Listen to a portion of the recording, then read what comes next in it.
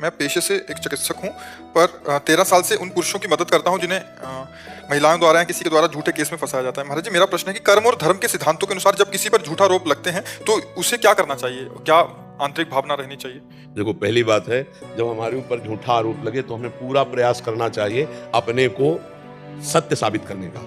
और जब हमको उस सत्य साबित करने पर भी दंड मिल रहा है और हमें वास्तविक दंड मिला, तो फिर हमें विचार करना चाहिए कि हमारे उस पाप का ये फल है जिसका ना सरकार ने दंड दिया और ना हमने प्रायश्चित किया, लेकिन पाप किया है। तो घूम करके यहाँ हमने पाप नहीं किया लेकिन मुझे दंड मिल रहा है, तो निश्चित समझो मुझे मेरे उस गुप्त पाप का फल है जिसको कोई नहीं जानता है। अवश्य में भोक्तव्यम कृतम कर्म शुभाशुभम, जब तक हमारा कर्म नहीं होगा तब तक हमको दंड नहीं भोगना पड़ेगा। ऐसे बहुत से पाप अपने लोगों से हो जाते हैं जो गुप्त रूप से पड़े रहते हैं और हम उनका कोई प्रायश्चित नहीं करते। भ्रूण हत्या, गर्भ हत्या, व्यभिचार, कई ऐसे पाप पड़े होते हैं हमारे जीवन में जो हमारे अगला समय आने पर निर्दोष अवस्था में हमको दंड दे देते हैं, हमें फंसा देते हैं।